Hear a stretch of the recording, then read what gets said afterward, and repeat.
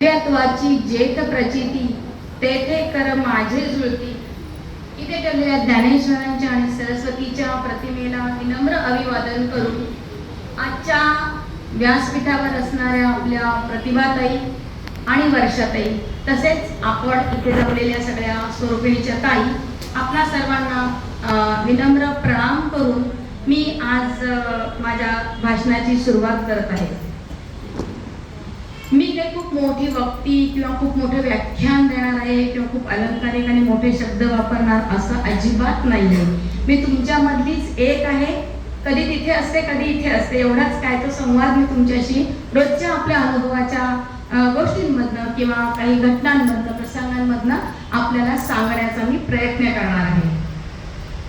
आजचा आपला जो विषय आहे तो आहे बदलते स्त्री जीवन. म्हणजे आधी कसं होतं, आता कसं होतं, एक 2-3-4 मुद्द्यांच्या आधारे फक्त मी आपल्याशी थोडंसं बोलणार आहे की आपली ऐतिहासिक पार्श्वभूमी कशी होती, म्हणजे आतापर्यंतचं आपलं स्त्री जीवन कसं होतं, त्यानंतर त्याच्यामध्ये बदल कसे झाले आणि कसे होत गेले, आणि ते बदल होत असताना काही समस्या पण निर्माण झाल्या, आणि या सगळ्या समस्या जरी असल्या तरी कुठेही नकारात्मक विचार न करता काही सकारात्मक गोष्टींचा विचार करून आपण पुढे गेलो तर आपल्याला जास्त फायदा होईल किंवा आनंददायी जीवन जगता येईल, असा एक विचार करून एक या 4 मुद्द्यांच्या आधारे मी थोडंसं आपल्याशी संवाद साधण्याचा प्रयत्न करणार आहे. त्यातल्या सगळ्यात महत्त्वाची गोष्ट म्हणजे जर आपण एक थोडं ऐतिहासिक थोडंसं पाठीमागे गेलो तर असं आपल्याला लक्षात येईल की 50 वर्षापूर्वी म्हणजे मागच्या शतकांचा जर शतकांपर्यंतचा विचार केला आणि त्याच्या अगोदर 700 वर्षापूर्वीचा जर इतिहासाचा जर आपण थोडंसं बघितलं तर तोपर्यंत आपल्याकडे महिलांना आदर सन्मान हीच देण्याची आपली खरी भारतीय संस्कृती आहे. परंतु 700 वर्षापूर्वी ज्या वेळेला आपल्याकडे मुस्लिमांचं आक्रमण झालं आणि तिथून सगळी परिस्थिती हळूहळू बदलत गेली आणि मग आपल्याला अनेक गोष्टी त्याच्यातनं निर्माण झाल्या, समस्या निर्माण झाल्या. पण मग आधी काय होतं या सगळ्या परिस्थितीमध्ये आपल्या सगळ्यांना माहिती आहे, फक्त थोडंसं मी रिपिटेशन करते एवढंच काय ते. तर पारंपरिक जी आपली भूमिका होती स्त्रियांची ती चूल आणि मूल इथपर्यंतच मर्यादित असणारी अशी होती की ज्यामध्ये स्त्रियांना कुठल्याही प्रकारचा अधिकार नव्हता. त्यांनी फक्त चूल सांभाळायची, आपलं मूल वाढवायचं इथपर्यंतच. कुठल्याही प्रकारचे विचार मांडण्याची त्यांना त्यावेळेला मुभा नव्हती. एकत्र कुटुंब पद्धती हा चांगला भाग होता, परंतु त्यामुळे नाही पण मुळातच स्त्रियांवर असणाऱ्या बंधनांमुळे असेल. काही बंधनं का घालावी लागली तर ज्या मुस्लिम आक्रमणानंतर जी असुरक्षितता निर्माण झाली तिथपास त्या सगळ्या गोष्टींमुळे ही सगळी बंधनं आपल्या स्त्रियांवरती आली आणि ती अगदी चुलीपर्यंत जाऊन पोहोचली. बऱ्याच ठिकाणी कुठल्या मालमत्तेचा अधिकार नाही किंवा बोलण्याचा अधिकार नाही, कुठल्या बाहेरच्या जाऊन सेवा करण्याचा अधिकार नाही. मुळातच स्त्रीला कनिष्ठ दर्जाचं रूप हे दिलं गेलेलं होतं किंवा होतं. मागच्या शतकापर्यंतची ही कथा आपण आपल्या सगळ्यांना माहिती आहे. या अनुभवातनं आपल्यापैकी अनेक जण गेलेलेही असतील. केवळ फक्त गृहिणी आणि काळजी भाऊ एवढीच काय ती तिची भूमिका या सगळ्या गोष्टींमध्ये होती. खरं वास्तविक बघितलं तर स्त्री हा कुटुंबाचा मुख्य घटक आहे, तो मेन धागा आहे. स्त्री असेल तर तीच ते सगळं कुटुंब बांधलेलं राहतं. स्त्रीच कुटुंबाला बांधून ठेवू शकते. ज्या वेळेला आपण असं म्हणतो ना की आपली संस्कृती श्रेष्ठ आहे किंवा आपल्याकडे सगळं चांगलं आहे, बरोबरच आहे, त्यात काही वाद नाही आहे कुणाचा.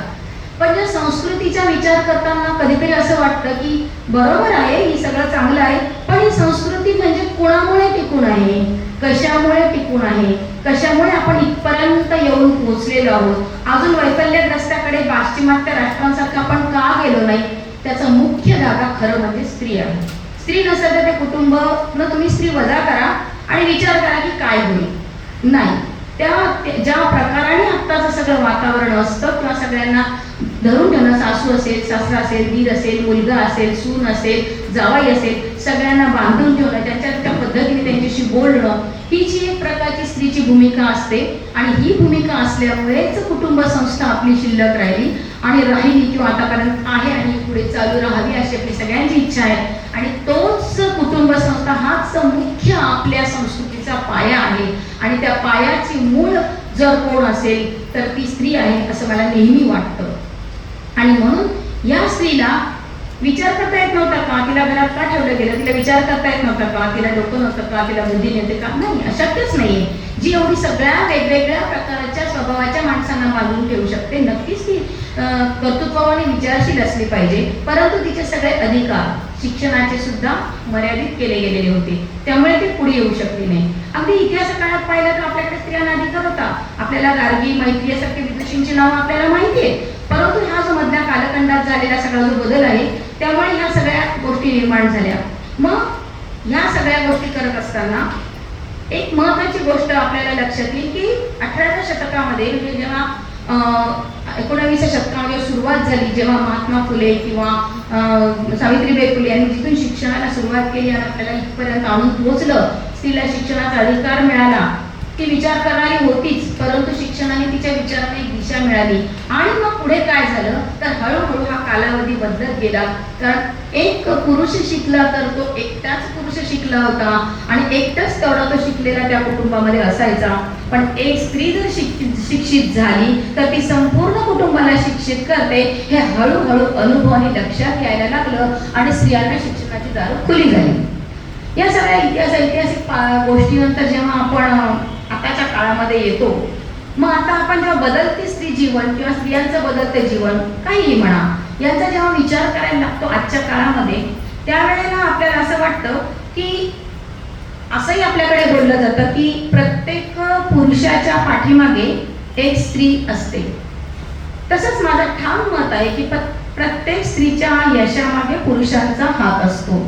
अर्थात ते आपल्या सगळ्यांना मान्य होईल. त्याचं कारण असं की आपण इथपर्यंत येऊन जे पोहोचलो, म्हणजे अगदी महात्मा फुले असेल, धोंडोकेश्वर कर्वे पासूनचा सगळा भाग बघितला किंवा शिक्षणासाठी चळवळ केलेल्या सगळ्या व्यक्तींचा भाग बघितला, तो तर आहेच. पण आजला सुद्धा आपल्याला घरामधून तुमच्या कोणाचे पती असतील, कोणाचा मुलगा असेल, कोणाचा भाऊ असेल, यांच्या आधारावर, यांनी दिलेल्या परवानगीवर, त्यांनी केलेल्या ऍडजस्टमेंटवरती, त्यांनी आपल्याला दिलेल्या पाठिंब्यावरच आपण इथपर्यंत येऊन पोहोचलेलो आहोत. त्यामुळे मला असं वाटतं की प्रत्येक स्त्रीच्या यशामागे सुद्धा पुरुषांचाच हात असतो. मी आजच्या काळातल्या स्त्रीबद्दल बोलते किंवा आधीच्या बोलते, कारण आधी तेवढा पाठिंबा मिळत नव्हता. मग आजच्या काळामध्ये गेल्यानंतर आपल्याला असं लक्षात येतं की स्त्रीने लक्षणीय प्रगती केली. असं कोणतंच क्षेत्र राहिलेलं नाहीये की जिथे स्त्रीने आज प्रगती केलेली नाही.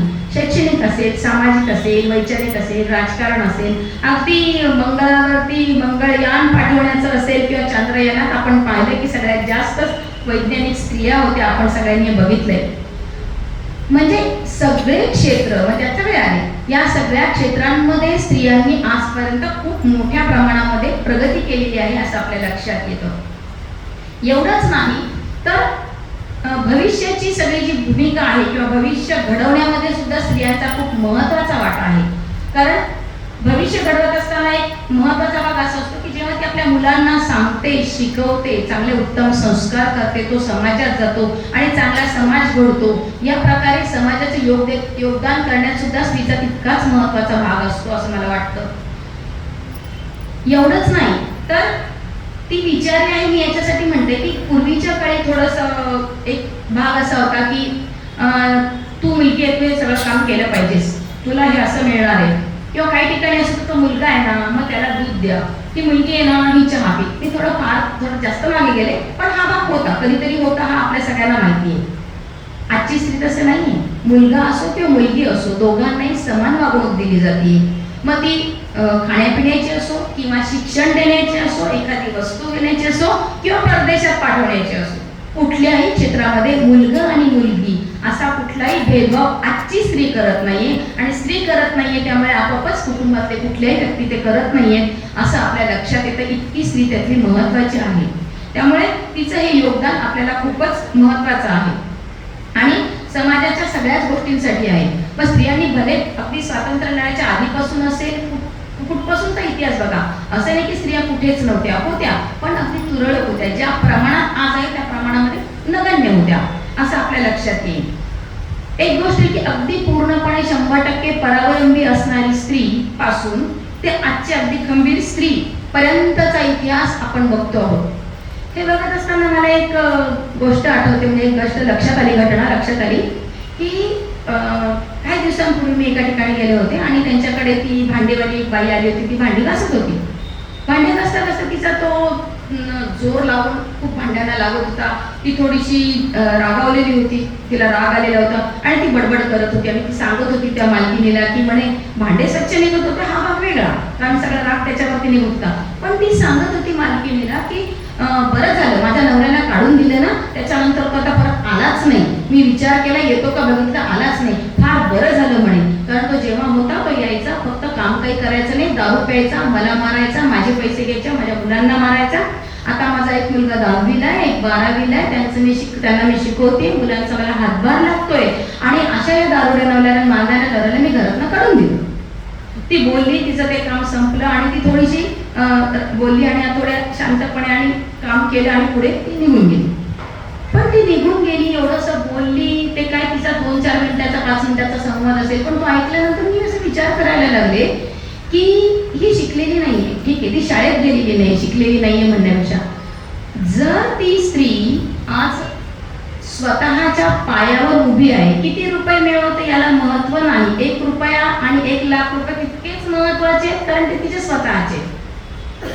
मग ती स्वतःच्या बळावरती आपल्या मुलांना शिकवती आणि नवऱ्याला काढून देते. नवरा म्हणजे पती परमेश्वर मानणाऱ्या समाजापासून, तिथपासूनच्या संकल्पनेपासून जिथे ती नवऱ्याला काढून देते आणि स्वतः सगळं सांभाळते, तर तिला मी अशिक्षित का म्हणायचं? ती फक्त शाळेत गेली म्हणून अशिक्षित आहे का? नाही, तर ती खऱ्या अर्थाने सुशिक्षित आहे, कारण ती मुलांना शिकवते. वाचता येत नसेल पण मुलांना आपण शिक्षण देऊन मोठं केलं पाहिजे हा विचार ती करते. ही एक गोष्ट मला त्या बाबतीतली खूप मोलाची वाटली आणि खूप चांगली वाटली की चला आपला जो काही प्रवास चाललेला आहे हळू आहे, स्लो आहे, पण चांगल्या दिशेने चाललेला आहे. ही एक गोष्ट, कारण ही गोष्ट इतकी सोपी नाही. आज आपण अगदी सोफिस्टिकेटेड वाटणाऱ्या किंवा श्रीमंत वाटणाऱ्या किंवा खूप सुशिक्षित असणाऱ्या स्त्रिया सुद्धा एवढं मोठं धाडस करत नाही. ही सोपी गोष्ट नाही आहे नवऱ्याला काढून देणं. बायकोला काढून देणं सोपं आहे, पण नवऱ्याला काढून देणं इट्स नॉट ए जोक, कारण आपला समाज हे सगळं पटकन ऍक्सेप्ट करत नाही. पण हळूहळू आपण त्या दिशेने चाललेलो आहोत, हे ऐकून बरं वाटलं. हे सगळे बदल होत असताना आणखीन एक गोष्ट अशी लक्षात आली की तिच्या राहणीमानामध्ये बदल होत चाललेला आहे. चांगली गोष्ट आहे. अगदी नऊवारी पातळी साडीच तिने नेसली पाहिजे आणि तरच ती योग्य आहे असं नाही, तर तिला जे सहज शक्य आहे, मग ते सलवार कमीज असेल किंवा शर्ट पॅन्ट असेल, असे कुठलेही सुटसुटीत कपडे घालून ती डोंबिवलीपासून CST पर्यंत प्रवास करू शकते आहे. एवढ्या सगळं साडी बिडी घालून तिला थोडा त्रासदायक आहे, कारण ती कल्पना आपल्याला आहे. मी फक्त मुंबई पुरते एक प्रातिनिधिक म्हणून बघत सगळीकडे हा भाग आहे. मला हे सांगायचा उद्देश एवढाच आहे की पूर्वी आपल्याला असं कोणीतरी दिसलं तर ही काय घालते बाबा, हे कसं वाटतं, हिचं लग्न झालंय, बरं वाटतं का, अशा विचार मनामध्ये येत होते. समाजाचा हा समाजाचा दृष्टिकोन होता. आज असं नाही वाटत आहे, कारण समाजाने ते स्वीकारलंय की नाही हे सोयीसाठी असेल. काही जण त्याच्यामध्ये चुकीच्या पद्धतीचे कपडे घालत असतील, थोडे उत्तेजक कपडे घालत असतील, त्याचा अतिरेक करत असतील. ठीक आहे, हा भाग असतो, जिथे चांगलं तिथे थोडंसं असं असतंच, कारण शेवटी कुठेही लक्ष्मण रेषा ओलांडली की काय होतं. रामायण आपण सगळ्यांनी इतक्या दिवसांपासून ऐकलेलं आहे. जिथे सीतामाईने लक्ष्मण रेषा ओलांडायचं तिच्या लक्षात राहिलं नाही किंवा तिच्याकडून ओलांडली गेली, तिथे या काही स्त्रियांकडनं असं होणं शक्य आहे. पण काही 0.0001% म्हणजे सगळ्या नाहीत ना, असा तो भाग होतो. त्यामुळे हा बदल समाजाने त्यांच्या राहणीमानातला स्वीकारलेला आहे. ती जागरूक झालेली आहे. ती विचार करते की माझ्या मुलाला शिक्षण द्यायचंय तर मी त्याला इंग्लिशमध्ये घालावं, मीडियममध्ये घालावं की मराठी मीडियममध्ये घालावं की उर्दू मीडियममध्ये घालावं, हा ती विचार करते, ती निर्णय घेते. चला सांगितलं ना कोणीतरी इथे जाऊन या शाळेत मी घालून टाकते, असं होत नाही. आज मी जेव्हा प्राचार्य म्हणून काम करते, जेव्हा माझ्याकडे ऍडमिशनला येतात ना पालक, त्यावेळेला ते मला सांगतात की मी 3-4 शाळा बघून आलोय आणि आता मी तुमच्याकडे आलोय. म्हणजे स्त्री म्हणजे पालक, आई, मुख्यतः त्याच्यात आईची भूमिका फार महत्वाची असते. वडील येतात पण ते नुसतेच बसलेले असतात, सगळे प्रश्न ते आई विचारत असते आणि ती प्रामाणिकपणे हेही सांगते. म्हणजे ती आता सगळ्या प्रकारचा विचार करते, ती जागरूक झालेली आहे की माझ्या मुलाच्या किंवा मुलीच्या दृष्टिकोनातून कोणती शाळा, कुठलं शिक्षण, काय चांगलं आहे, कसं दिलं पाहिजे याचा विचार ती त्या जागरूकतेने करते आहे. हा एक मोठा बदल आपल्या या सध्या आजकालच्या काळामध्ये झालेला आपल्याला दिसतोय. संगोपनाबद्दल मी सांगितले की ते अत्यंत उत्तम प्रकारे संगोपन करते. दोघांना समोर वागणूक देते हा एक भाग झाला, पण संगोपन करत असताना सुद्धा की मुलांनी काय खाल्लं पाहिजे, त्याच्या डब्यामध्ये काय असलं पाहिजे, कुठल्या प्रकारचा पोषक आहार दिला पाहिजे, केव्हा काय आहार दिल्यानंतर त्याला चांगलं वाटेल. आज मी त्याला कराटेला घेऊन जाते म्हणजे त्याला मी काय खाऊ घातलं पाहिजे, आणि त्याला आता रनिंगला घेऊन जायचं तर मी त्याला पोटभर खाऊ घालू का नको, हा विचार करून त्या पद्धतीने संगोपन आजची स्त्री करताना दिसते. हा एक आमूलाग्र बदल आपल्याला बदलत्या स्त्री जीवनामध्ये झालेला दिसतो आहे. काळानुसार तर सगळे बदल ती करतेच आहे, कारण आज जगाच्या कानाकोपऱ्यात कुठेही काही झालं तर त्याचा ती वेध घेते, ते बघते, वाचते, त्याचा सारासार विचार करते. हे सगळं चांगलं आहे ना, म्हणजे बाहेर घडणे ना मग ते चांगलंच असेल असा विचार नाही करत. ते योग्य की अयोग्य हा विचार करून ती निर्णय घेते आणि काळानुसार स्वतःची मतं बदलते, स्वतःची मतं प्रभावीपणे मांडते. आज आपल्याकडे हातात सोशल मीडिया आलेला आहे, ज्यामध्ये सगळे BA वगैरे वगैरे सगळं तुम्हाला माहिती आहे. तर या सगळ्या सोशल मीडियावर ती प्रभावीपणे आपली मतं मांडते की नाही, हे बरोबर आहे किंवा हे चूक आहे. अनेक प्रकारचे तुम्ही अशा प्रकारचे वादविवाद किंवा संवाद टीव्हीवरती बघतो, युट्यूबवर बघतो, अनेक ठिकाणी बघतो. प्रभावीपणे स्त्री मला असं वाटतं असं म्हणते, ठामपणे सांगते. जसं समाजात सांगते त्याचप्रमाणे ती आपल्या घरामध्ये पण सांगते की नाही हे योग्य आहे, हे अयोग्य आहे, हे मला पटतंय, हे मला पटत नाही. घरापासून ते जगाच्या सगळ्या कानाकोपऱ्यापर्यंत ती आज स्वतःची मतं प्रभावीपणे मांडू शकते आहे. पूर्वी असं होतं की 7च्या आत घरात आलं पाहिजे, कारण मुलींनी जास्त वेळ बाहेर नाही राहिलं पाहिजे, कारण ते धोकादायक आहे वगैरे वगैरे सगळं तुम्हाला माहिती आहे. आज ती संकल्पना बदलली, कारण ती ऑफिसमधून 7 वाजता 8 वाजता निघते, ते घरी यायला तिला 10 वाजता, कारण ती काम करत असते. त्यावेळेला टेन्शन असायचं, मुलगी येईल मग काय होईल, कसं होईल, पोचेल का नाही. आज असं टेन्शन कुठल्याही पालकांना नसतं, नाही ती येणार आहे घरी, बरोबर आहे, तिचं काम झालं की ती येईल, ती गाड्या काटेल वगैरे वगैरे जे असेल त्याप्रमाणे ती येईल. म्हणजे त्या संकल्पनेमध्ये बदल झालेला आहे की आता ती 7च्या घरात असलीच पाहिजे, नाही तर तिला बोललं जाईल, तिला शिक्षा केली जाईल, उद्यापासून तू बाहेर जायचं नाही वगैरे वगैरे असं काहीही होणार नाही. हा आत्मविश्वास सुद्धा त्या स्त्रीला आलेला आहे, त्या मुलीला आलेला आहे. त्यामुळे तो एक महत्त्वाचा भाग आपल्याला बदललेला दिसतोय. आणखी एक महत्त्वाचा भाग आपल्याला बदललेला असा दिसतोय की पूर्वीच्या काळी नाच गाणं म्हणजे नाच करणं, नृत्य करणं, गाणं गाणं हे काही फार चांगलं नाही, असं चांगलं आहे असं समजलं जात नव्हतं. ते काय नाचायला जाते अशा प्रकारचा भाग होता. नाही, आता संकल्पना बदलल्या. आई स्वतः नृत्याचा क्लास शोधते, मुलीला लावते, तिला घेऊन सोडून येते, परत सोडते, तिला घेऊन येते. तो गाण्याचा असेल, नृत्याचा असेल, विविध कलांचा असेल, आणि त्याप्रमाणे आपल्या मुलाला किंवा मुलीला, विशेषतः मुलीला ती त्याप्रमाणे तयार करते, पुढे येणाऱ्या सगळ्या आव्हानांसाठी ती तयार करते आहे. आणि ही गोष्ट अत्यंत चांगली आहे. पण प्रत्येकामध्ये काहीतरी गुण असतात आणि ते गुण कुठेतरी जर त्याला आपण खतपणी घातलं तर काहीतरी मोठं आणि चांगलं तयार होऊ शकतं. हा एक मोठा भाग त्यामध्ये असतो आणि त्याप्रमाणे आजची स्त्री हे आपल्याला सगळं करताना दिसते आहे. पूर्वी बरोबर जाणं म्हणजे नवरा बायकोनी बरोबर जाताना सुद्धा जरा थोडं सांभाळून, थोडं दूर दूर आपण कसं काय जावं वगैरेचा काळ होता तो. आता तसं नाही, आज स्त्रिया पुरुष बरोबर जातात. एवढ्यासाठी सांगते की जर तुम्हाला गाडी चालवताना अनेक स्त्रिया दिसतील, कार चालवतायत, स्त्रिया चालवतात हा मुद्दा नाही, स्त्रिया विमान पण चालवतात तो मुद्दा नाही, पण स्त्री गाडी चालवत असते आणि तिचा नवरा शेजारी बसलेला असतो, हा मोठा बदल आहे. आणि तर बसलेला असताना त्याला असं वाटत नाही की बाबा मी कसं काय बसावं माझ्या बायकोच्या शेजारी. म्हणजे पूर्वी जे होतं की इगो होता की मी कसं काय मागे बसणार किंवा मी कसं तिच्यापेक्षा कमीपणा वाटेल, असं नाहीये. तर पुरुषांचे विचार पण त्याप्रमाणे बदललेले आहेत. हरकत नाही, ती माझ्यापेक्षा चांगलं करते ना, तू कर, काही प्रॉब्लेम नाही. इथपर्यंत पुरुषांचे विचार पर्यायी समाजाचे विचार पण येऊन पोहोचले. आपल्यालाही बघताना की वावं किंवा वेगळं असं वाटत नाही, चला ठीक कोणतरीच करतंय. इथपर्यंत आपल्या विचारांची प्रगती झाली. फक्त स्त्रीला शिक्षण दिल्यामुळे इतका मोठा फरक समाजामध्ये पडलेला आहे असं मला वाटतं. एवढंच नाही तर आणखीन काही गोष्टी बघताना असं लक्षात येते की एकदा विधवा झाल्यानंतर मग ते सगळं सतीची चाल वगैरे वगैरे वगैरे किंवा घरामध्ये घेऊन बसणं, बाहेर न पडणं पासून विधवाच्या परत पुनर्विवाह करण्यापर्यंत आपला समाज येऊन पोहोचलेला आहे आणि चांगली गोष्ट आहे.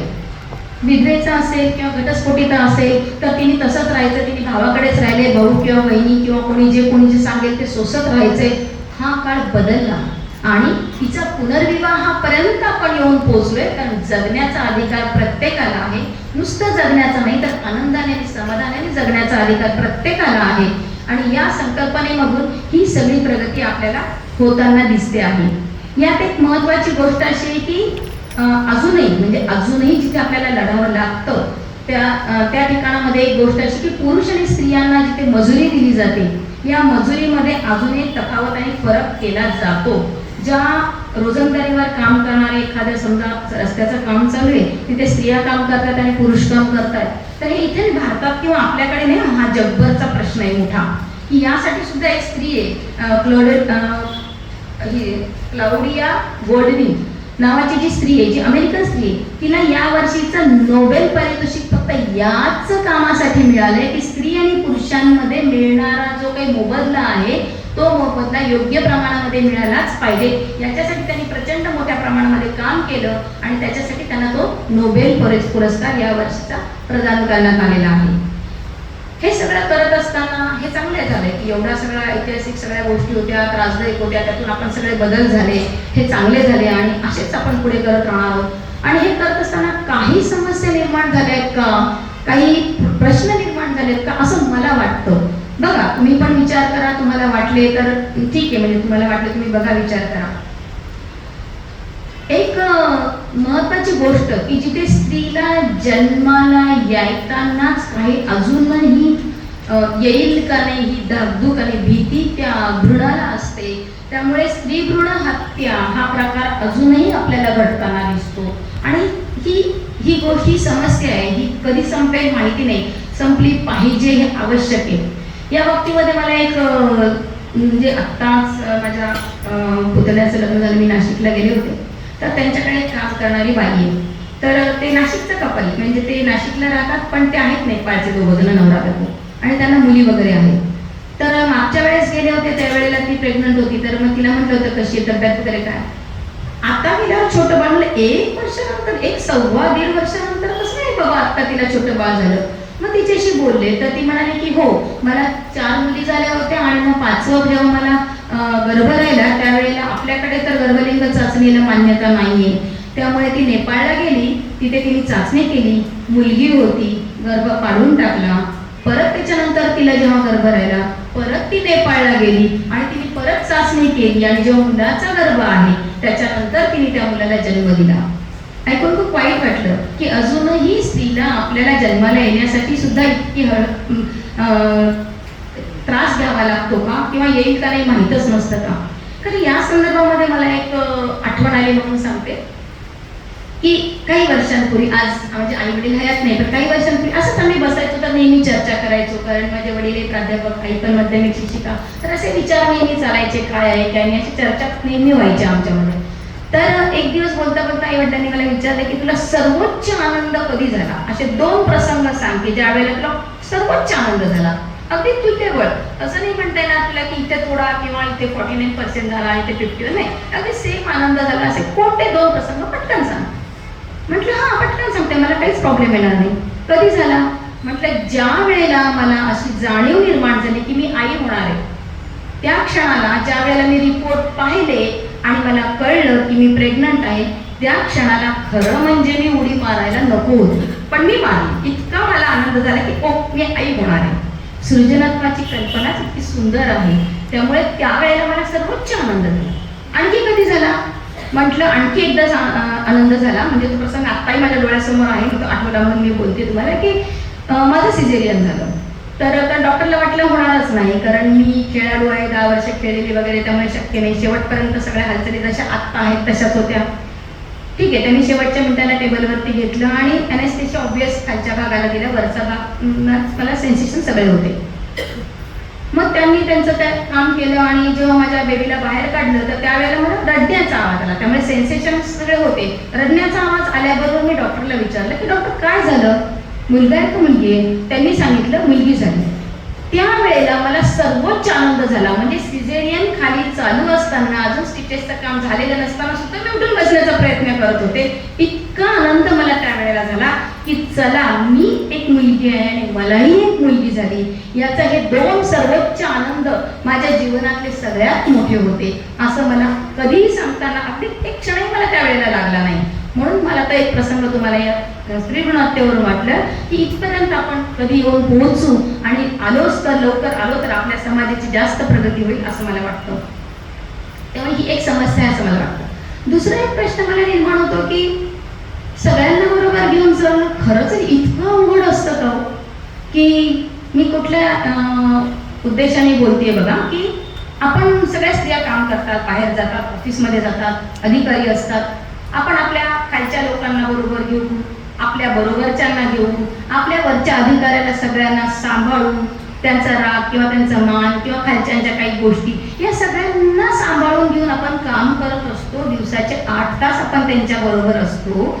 मग त्यांच्या सगळ्या गोष्टी जर आपण सांभाळून घेऊ शकतो तर मग घरामध्ये आपण का नाही थोडंफार सांभाळून घेऊ शकत सगळ्यांना?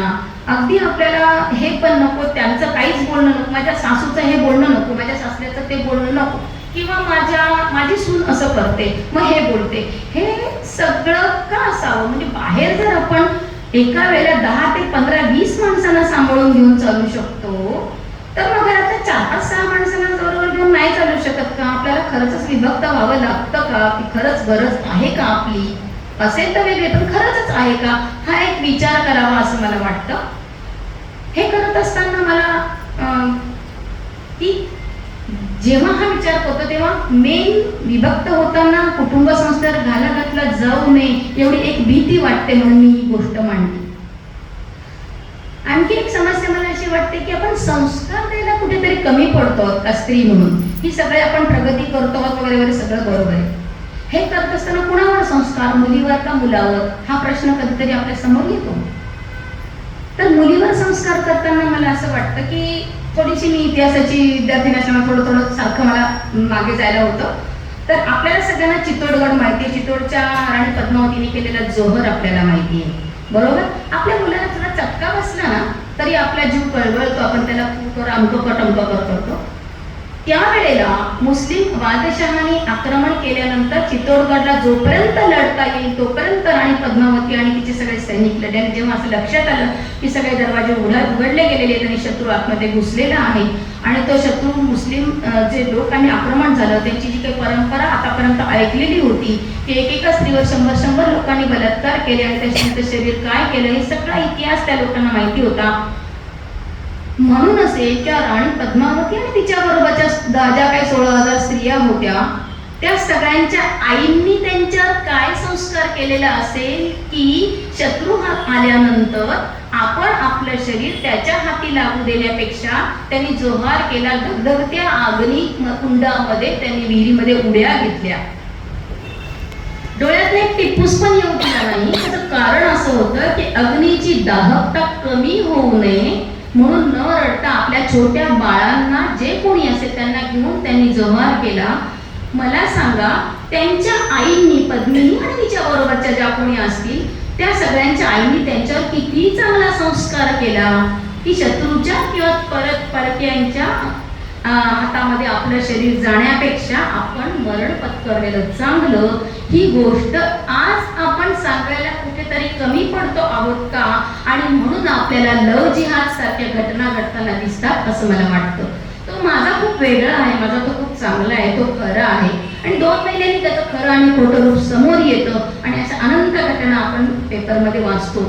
मग आई म्हणून आपण कुठेतरी कमी पडतोय का संस्कार द्यायला? आपण पद्मिनीच्या आईसारखे संस्कार नाही करू शकत आहे का? म्हणून मला असं वाटतं मुलींवर संस्कार करताना कुठेतरी काहीतरी गडबड होतीये का असा एक विचार माझ्या मनामध्ये निर्माण होतो.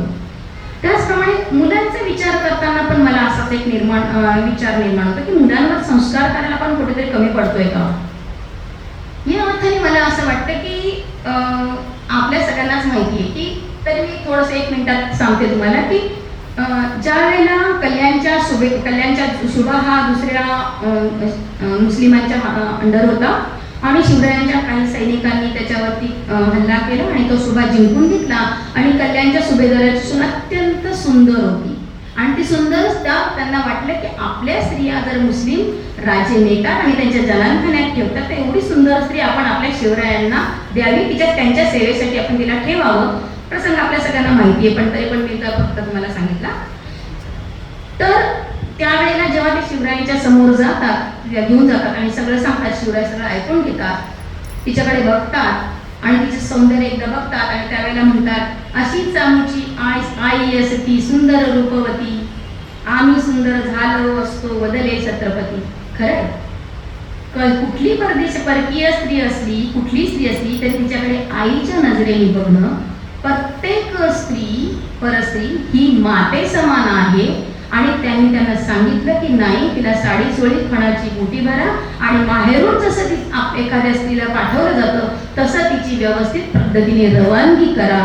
हे छत्रपतींचा किस्सा आपल्या सगळ्यांना माहिती आहे. हा सांगण्याचं कारण असं की ज्या वेळेला सुंदर परस्त्री आपल्या ताब्यात येणार आहे, आपल्याला सहज मिळू शकते आहे, असं असताना सुद्धा जर छत्रपती असं म्हटले म्हणजे केलेला संस्कार जिजाऊनी किती मोठा होता की परस्त्रीकडे आपण कसं पाहिलं पाहिजे.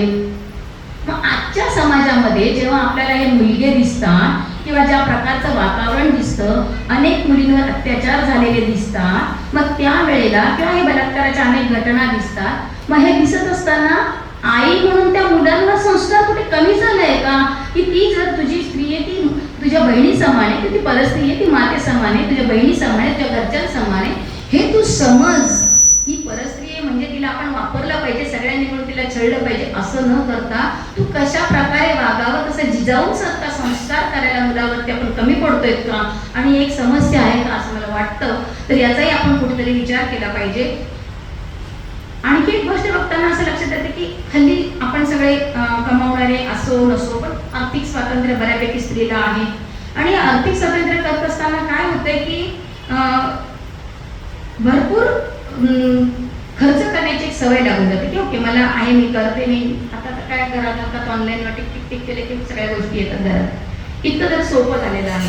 तर मग इथपर्यंत ठीक आहे, परत लक्ष्मण रेषा ओलांड असेपर्यंत काही हरकत नाही, योग्य आहे, काही प्रॉब्लेम नाही त्याला. एवढं सगळं धकाधकीचं जीवन आहे त्याच्यातून आपण कमावलं थोडं चेंज करतो इथपर्यंत ठीक आहे. पण जेव्हा ती लक्ष्मण रेषा ओलांडली जाते त्यावेळेला काय होतं की प्रचंड खर्च करायची सवय लागते आणि जेव्हा खूप खर्च डोक्यावरून जायला लागतात तेव्हा घरामध्ये वादविवाद निर्माण होतात आणि ते वादविवाद विभक्तपर्यंत जाऊन पोहोचतात आणि ही समस्या निर्माण होते. तर आपले पायरी आणि आपली कितपर्यंत आपलं पांघरुण आहे तिथपर्यंतच आपण पाय पसरले पाहिजे, ते नाही पसरले तर समस्या निर्माण होतात असं मला वाटतं. आणखी एक गोष्ट थोडीशी की हे करत असताना आपले सण किंवा सणवार वगैरे साजरे करण्याची आपण कुठेतरी सांगायला मुलामुलींना कमी पडतो आहोत का. कारण ठीक आहे, प्रत्येक आपले वर्ष म्हणजे आता स्वतंत्र विषय मी त्याच्यावरती बोलणार नाही कारण त्याच्यावर बोललं तर आपण 2 तास जाते की आपल्या प्रत्येक सणाला काही ना काहीतरी महत्व आहे. आता सध्या चालू असणारा समजा आपण एक घेतला की संक्रांत, मग एका मुलाने मला असाच प्रश्न विचारला होता म्हणून तो मला संक्रांत आठवली, बाकी काही की आपल्याकडे काळा रंग हा निषेधाचा समजला जातो किंवा आपल्याकडे अशुभ समजला जातो. हे सगळं असताना मग इकडेच कशाला ते काळा नेसायचं आणि काय त्याचा उपयोग आहे. म्हणजे हा त्याला निर्माण झालेला प्रश्न ऐकून बरं वाटलं. हे खरं आहे कारण आपला देश हा उष्णकटिबंधामधला आहे आणि उष्णकटिबंधामध्ये साधारणतः 2 ते 3 महिने सोडले तर उष्णता खूप मोठ्या प्रमाणात असते. मग या सगळ्या उष्णतेमध्ये जर आपण सगळ्या सणवारांना किंवा कुठल्याही एखाद्या चांगल्या समारंभाला काळे कपडे घालायला लागलो तर काळा कपडा काय करतो, तो उष्णता शोषून घेतो आणि तो शरीराला उष्णता देतो. हे आपल्याला सगळ्यांना माहिती आहे त्याचं शास्त्रीय कारण. मग सगळ्या वेळी जर तो घातला तर काय होईल, त्यावेळेला आपल्याला आणखी गरमी होईल. मग या वेळेला काय होतं, मग संक्रांतीचा जो काही आजूबाजूचा काळ असतो साधारणतः महिन्याचा, तो वातावरण थंड असतं आणि मुख्यतः संक्रांतीचा दिवस आणि संक्रांतीची रात्र ही सगळ्यात जास्त थंड रात्र असते. दिवस आणि रात्र हा सगळ्यात जास्त थंड असतो. त्यावेळेला जर आपण काळ दिवसा किंवा रात्री घातलं तर त्याच्यामुळे आपल्याला मिळणारी ऊब ही जास्त चांगली आहे. हा सगळा त्याच्या मागचा भाग एक छोटीशा किस्स्यावरून त्याला सांगितलं. तसं आपल्या प्रत्येकच गोष्टीला महत्व आहे. मग आपण आता तिळगुळ देतो, आपण असं करतो का की नाही आता आपण आम्रखंड खाऊया आणि चला गुढीपाडव्याला आपण तिळगुळ देऊया, नाही. त्या गोष्टीप्रमाणे आपलं सगळं वैज्ञानिक आहे. असंच घेतले आणि कुठेतरी लावलंय मला वाटलं आपण संक्रांतीला तिळगुळ द्यावं म्हणून मी देते असं नाहीये. आपल्या प्रत्येक गोष्टीला शास्त्रीय अधिष्ठान आहे आणि जोपर्यंत आपण कुठलं तरी त्याला धार्मिक अधिष्ठान देत नाही तोपर्यंत समाज ते पाळत नाही. म्हणून आपल्याला या सगळ्या गोष्टी आणि परंपरा करायला लागल्या, त्याच्यामागे ते नियम लावावे लागले. पण हे आपल्याला सगळ्यांना माहिती आहे, पण हे मुलांपर्यंत, आपल्या नातवांपर्यंत आपण नाही सांगितलं तर कोण सांगणार आहे?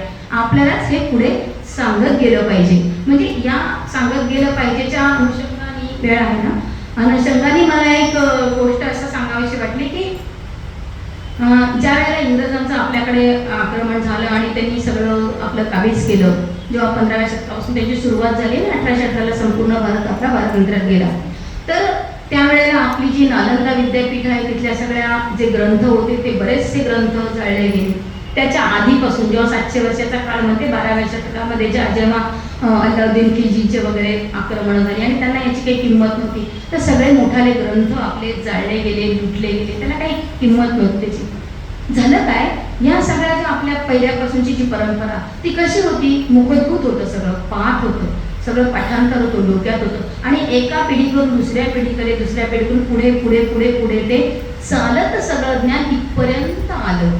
मग आता हे ज्ञान लिखित स्वरूपात असेल, बरे आजकाल आपण इंग्रजी माध्यमांमध्ये सगळे आपल्या मुलांना घालतो, हरकत नाही, प्रश्न तो नाहीये, प्रश्न माध्यमाचा नाहीये, प्रश्न त्यांच्या इंग्रजी माध्यमाची किंवा इंग्रजी पुस्तकं छापताना ह्या गोष्टी ते छापणाऱ्याला माहीत नाही म्हणून तर टाकत नाही. मराठी मीडियमच्या पुस्तकात त्या गोष्टी छापल्या जातात, त्या सांगितल्या जातात, पण म्हणून आपण काय करायचं, मुलगा शिकत नाही त्याची शाळेत इंग्रजी माध्यमात येतं नाही ना.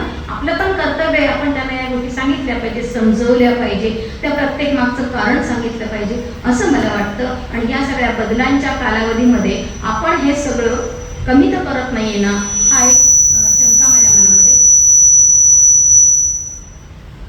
निर्माण होते. हे सगळं करत असताना जसं मी मगाशी कुटुंब संस्थेचं बोलले की कुटुंब संस्थेवर गाला होतोय का भीती वाटते, कारण आता आपण लिव्हिंगवर येऊन पोचलोय, लिव्हिंग इन रिलेशनशिपवरती येऊन पोचलोय. मग लिव्हिंग रिलेशनशिपवर म्हणजे काय, तुझं आणि माझा पटेल तोपर्यंत आपण एकत्र राहू, नाही पटलं तर आपण वेगळं राहू. याच्यामध्ये समस्या कोणती आहे तर तडजोडीची. थोडीही तडजोड करायची कोणाची तयारी नाही. मला एक गोष्ट सांगा की जेवढ्या व्यक्ती तितक्या प्रकृती असतात, बहीण बहीण असेल, आई मुलगी असेल, वडील किंवा मुलगा असेल किंवा बहीण कोणी असेल, कुठलंही नातं असेल, या सगळ्या नात्यांमध्ये नोकझोक होतेच ना, कुठेतरी तडजोड करावी लागतेच ना, आणि ती केलीच पाहिजे ना. मग तिथे जर आपण सगळी तडजोड करायला तयार असतो तर मग तिथे नवऱ्याशी सांभाळून घेताना का त्याची माणसं सांभाळून घेतानाच का बरं प्रश्न येतो, तो दुसऱ्या माणसांचा प्रश्न आहे. पहिल्यांदा त्याच्याशी सांभाळून घेताना हा प्रश्न का निर्माण होतो की आपण लिव्हिंगवर होतो, जर माझं जमलं तर ठीक आहे, नाही तर आपण वेगळे होतो. इतकं सोपं नसतं ना, कारण आपली मूळ गाभाच तो आहे की ज्याच्यामुळे आपण सुखी आणि समाधानी राहणार आहोत. आणि हे आपल्याला सगळीकडे दिसतंय आणि या लिव्हिंगच्याच पुढे अनेक गोष्टी होतात. या अनुषंगाने मला एक प्रसंग आठवला म्हणून सांगतो तुम्हाला की सिंगापूरला आम्ही गेलो होतो आणि असंच एक ट्रिप होती आणि त्या ट्रिपमध्ये आमच्याबरोबर काही जण होते आणि दुसरे एक ट्रिप वेगळं असे एक जण घेऊन आलेले गाईड होते. तर ती ना सिनियर सिटीजन्सची होती, सगळे सिनियर सिटीजन्सचे कपल्स त्याच्यामध्ये होते. त्याच्यासाठी त्यांनी वेगळं व्यवस्थित नाव दिलेलं होतं आणि त्याप्रमाणे ते सगळे सिनियर सिटीजन तिथे आले होते. सेकंड हनीमून त्यांनी त्याला म्हटलं होतं. आणि मग संध्याकाळी असंच तुमच्या काय वाटतं याच्याबद्दलचा कार्यक्रम चालू होता आणि तो कार्यक्रम चालू असताना बरेच जोडपे आले गेले. त्यांनी सांगितलं की हो आम्ही 40 वर्षापासून बरोबर आहे, आम्ही 45 वर्षापासून बरोबर आहे, आमचा इतक्या वर्षाचा संसार झाला. हो आमची भांडणं पण झाली, तिथे बोलता बोलता पण त्यांनी एकमेकांना दोषारोपण केलं, पण परत आम्ही एकत्र झालो. म्हणजे हे सगळं चालू होतं, सांगितलं. ते सगळं सांगून झाल्यानंतर तिथे जी त्यांची गाईड होती ती फॉरेनर होती. तर तिला हे सगळं कळलं, तिने ते ट्रान्सलेटर वगैरे लावलं होतं, काही मराठी काही हिंदी इंग्लिशमध्ये सगळेजण बोलत होते. तर तिला जेव्हा सांगितलं की तुमचं काय मत आहे, तर 5 मिनिटं ती काही बोलू शकली नाही, ती फक्त रडत होती. तर मग तिला विचारलं की का रडते, कारण तुम्ही हे सांगत आहात की इतके वर्ष तुम्ही एकत्र कसं काय, आमच्याकडे इतके महिने सुद्धा कोणी एकत्र राहत नाही आणि त्यातून आम्हाला जे आलेले वैफल्य आहे की कुणासाठी जगायचं. आज एक नवरा दुसरी बायको तिसऱ्याचा मुलगा चौथा का वाटत नाही, म्हणजे तिथे काही सुसंगतता नाही. मला असं नाही म्हणायचं की पाश्चिमात्य राष्ट्रांमध्ये सगळेच कपल असे असतात की अशीच सगळेजण राहतात, असं नाही मला म्हणायचं. पण हे प्रमाण तुलनेमध्ये आपल्यापेक्षा खूप मोठ्या प्रमाणात आहे, आपल्याकडे ते नाहीये. आणि हे तिला वाईट वाटलं आणि तिला दुःख वाटलं म्हणून ती रडत होती आणि तिला तो आनंद पण झाला होता की असं सुद्धा एखादं जग असतं, हे तिला कळलं तिने ऐकल्यानंतर. तो एक प्रसंग मला फक्त थोडे एवढ्यासाठी सांगावा वाटला. ठीक आहे, आपण मुलगी होणं पाप आहे या संकल्पनेपासून मुलगी होणं भाग्याचं आहे इथपर्यंत आता येऊन पोहोचलेलो आहोत की चला ती लक्ष्मीचं रूपे धनाची पेटी वगैरे पर्यंत येऊन पोचलो. चांगला प्रवास आहे. पण समस्या मांडताना मला असं एक डोक्यामध्ये विचार आला की असं आपण सगळेजण म्हणतो, म्हणजे तुम्ही पण म्हणत असाल, तुम्हालाही मान्य असेल की मुलापेक्षा मुलगी आई वडिलांवरती जास्त प्रेम करते. बरोबर आहे, असं आपण नेहमी म्हणतो. मुलापेक्षा मुलीला थोडं जास्त प्रेम असतं असं आपण म्हणतो. इथेच मला थोडंसं वाटतं, असतं मान्य, पण मला असं म्हणायचं की मुलगा आणि मुलगी दोघांनाही सारखं प्रेम असतं. कारण का ते मी सांगते तुम्हाला, म्हणजे मला असं का वाटतं ते सांगते की जन्मापासून 25, 26, 27, 28 आता लग्नाचं वय जे काय असेल 25 ते 30 त्या दरम्यान मुलांचं, एवढा संपूर्ण कालावधीमध्ये तो मुलगा आईवडिलांबरोबर राहतो. त्यांना शारीरिक असेल, मानसिक असेल, आर्थिक असेल, कोणती मदत तो करतो, त्यांच्यावरती तितकंच प्रेम करत असतो. आणि लग्न झाल्यानंतर मग आपण असं म्हणतो की तो बदलतो आणि तो आईवडिलांना वृद्धाश्रमात टाकतो किंवा तो वेगळं राहतो किंवा काढून देतो, त्याला काय प्रेमच नसतं, मुलगी बघा कशी करते वगैरे. पण मला सांगा, इतके दिवस असणारं प्रेम असं 1 आणि 2 आणि 4 महिन्यामध्ये किंवा 1 वर्षामध्ये कमी होऊ शकतं का? डोकं दुखलं तर गोळी घेऊन बरी होऊ शकतं, हे मला मान्य आहे, कारण ते शारीरिक आहे. पण मला एक गोष्ट सांगा की आपल्याला मानसिक तर गोष्ट मनातून काढून टाका, 2 मिनिटात प्रेम काढून टाका, असं होऊ शकतं का? नाही होऊ शकत. मुलालाही तितकंच प्रेम असतं. मग त्याच्यावर वेळ काय येते ती? मग ज्या वेळेला आपण पाठवलेल्या सुशिक्षित झालेल्या आपल्या मुली त्या घरात जातात आणि त्याला सांगतात की मी म्हणेल तोच कायदा आहे, तू माझंच ऐकलं पाहिजे, मी सांगेल तसंच सगळ्यांनी वागलं पाहिजे, हे जेव्हा ती कंपेल करते, मला हे दे, मला ते दे, नाहीतर ती कायद्याचा बडगा दाखवते, काय ते 498 असेल किंवा व्हॉटएव्हर जे काय कायदे असतील, त्याच्यात आपल्याला इंटरेस्ट नाही, पण त्या सगळ्यांचा धाकदपटशा दाखवून जेव्हा ती त्याच्याशी बोलायला लागते आणि भांडायला लागते आणि जेव्हा तो मानसिक ताण त्याला खूप जास्त होतो, त्यावेळेला ती जेव्हा तुरुंगापर्यंत जाण्याची भाषा कदाचित त्यावेळेला काढत असेल, त्यावेळेला तो सगळ्यात सेफेस्ट आणि सोपा मार्ग पत्करतो आणि तो मार्ग असतो की माझ्या आईवडिलांपासून मी वेगळे राहणं, कारण काहीही झालं तरी माझे आईवडील मला तुरुंगात टाकणार नाही, हा असणारा विश्वास, हे असणारं प्रेम हे जास्त महत्वाचं असतं. म्हणून तो नाईलाजच तो बाजूला राहतो. म्हणजे त्याला प्रेम नसतं तर संपलेलं असतं का? किंवा मुलाला प्रेम नसतं असं होतं का? नाही. याला कारणीभूत असणारी आपली मुलगी आणि स्त्री आहे. मला ही समस्या या दृष्टिकोनातून वाटते की आपण हे असं नाही केलं पाहिजे. या मतासाठी मी तुम्हाला हे एक उदाहरण मला मुद्दाम फक्त द्यावंसं वाटलं. कारण हे सगळं करत असताना जेवढा मुलगी महत्वाची तेवढाच मुलगा महत्वाचा आहे. असं करायचं आहे का आपल्याला की आधी पितृसत्ताक पद्धती होती, आता ती कोण आपल्याला मातृसत्ताक पद्धती स्थापन करायची आहे का? नाही. तुम्ही आम्हाला आधी खूप त्रास दिला ना, आता आम्ही तुम्हाला खूप त्रास दिला, असं करायचंय का? नाही. ती आपली संस्कृती नाहीये, तसं आपल्याला करायचं नाहीये आणि तसं होऊ पण शकत नाही. कारण संसाराच्या रथाची 2 चाकं असतात, स्त्री पुरुष, तसंच समाजाच्या रथाची सुद्धा स्त्रिया आणि पुरुष हे दोन्ही इक्वली महत्वाचे असतात. कोणती सत्ताक पद्धती नको आणि सगळ्यांनी आपण समानतेने वागणं या म्हणण्यापेक्षा आपण साहचर्याने राहिलं पाहिजे असं मला वाटतं. समानता म्हणजे परत इगो, तू समान मी समान, तुला 100 रुपये पगार मला 101 रुपये पगार, यापेक्षा तुला किती मला किती नाही, आपण दोघे मिळून आपल्या कुटुंबासाठी, मग आपल्या शेजाऱ्यांसाठी, मग आपल्या समाजासाठी, पर्यायी देशासाठी, पर्यायी जगासाठी आपण काहीतरी काम करू शकू, ज्यावेळेला आपण शांतपणे काहीतरी करू शकू असं मला वाटतं. आणि कुठल्याही टोकाचा विचार कधीही करू नये. जरी स्त्री असली, स्त्रियांनी सुधारणा केलेली असते, मला असं नाही म्हणायचं की वाटेल ते अत्याचार झाले तरी स्त्रियांनी सहन केले पाहिजे, असं नाही म्हणायचंय मला. असं करायचं नाहीये किंवा असं नाही झालं पाहिजे. पण याचा अर्थ थोडी तडजोड करायची नाही, थोडंही एक पाऊल मागे यायचं नाही, हे चुकीचं आहे. शिवरायांसारखी एवढी मोठी व्यक्ती होती आणि ज्यावेळेला त्यांना तह करायची वेळ आली आणि औरंगजेबाने पाठवलेल्या सरदाराबरोबर तह करावा लागला, त्यावेळेला काय झालं? 25 जिंकलेले किल्ले महाराजांना तहामध्ये देऊन टाकायला लागले. परत ते सगळे त्यांनी जिंकले, हा भाग वेगळा, पण त्या क्षणाला 2 पावलं ते मागे आले, म्हणून आज आपण हिंदू आहोत, म्हणून स्वराज्य स्थापन होऊ शकलं.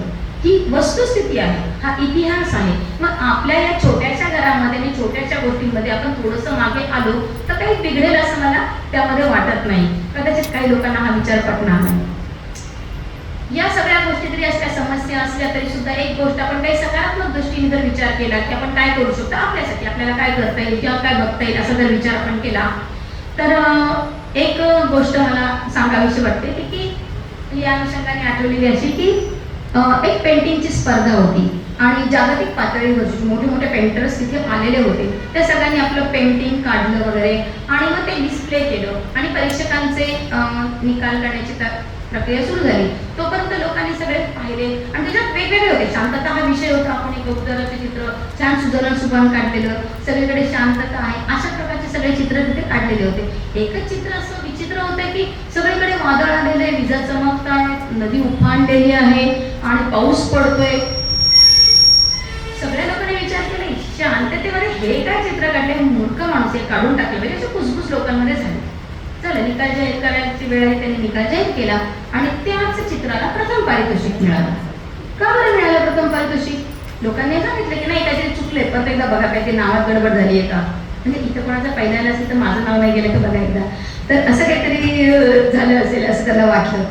तर मग त्यांनी सांगितलं की नाही बरोबर आहे, कारण असं आहे त्याच्यातलं की वादळ हे सगळं आहे तिथे, पण त्याच्या शरीरात जे छोटं घर दाखवलंय आणि त्या घरामध्ये जी छोटीशी खिडकी दाखवली आणि तिथे तो जो शांतपणे एक माणूस बसलेला आहे आणि तो शांतपणे सगळ्या कडाडणाऱ्या विजा किंवा तुफान सगळं बघतो आहे आणि म्हणून त्या चित्राला प्रथम पारितोषिक दिलं. त्याचं कारण असं आहे की जेव्हा बाहेरची परिस्थिती ही ज्या वेळेला शांत असते, अनुकूल असते, त्यावेळेला तुम्ही शांत राहतात ते कौतुक नाही. पण ज्या वेळेला आपली आजूबाजूची परिस्थिती अनुकूल नसते, ती बिघडलेली असते, आपल्या विपरीत असते, भांडणाचं प्रमाण असतं किंवा कुठल्याही प्रकारच्या अवघड संकट आलेलं असतं, त्या वेळेला आपण शांत राहणं हे अत्यंत गरजेचं असतं.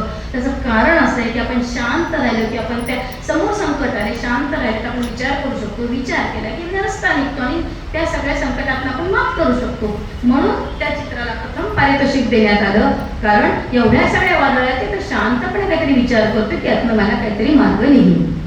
हा एक प्रसंग म्हणजे माझा याच्यातनं सांगायचा सकारात्मक दृष्टिकोन आपण काम लावला पाहिजे. तर आपण कुठल्याही प्रसंगामध्ये शांतता राहिलो तर आपल्याला हा नेहमी नक्कीच त्याचा आपल्या पुढच्या आयुष्यासाठी आपल्याला फायदा होऊ शकेल. आणखी एक गोष्ट की आपण नेहमी चांगला दृष्टिकोन ठेवला पाहिजे असा एक विचार माझ्या मनामध्ये येतो. आणि तो विचार असं होतं की आपल्याला सगळ्यांना माहिती, परत थोडंसं मागे जाते पुराणामध्ये, की श्रीकृष्णाने युधिष्ठिराला एकदा सभेमध्ये विचारलं.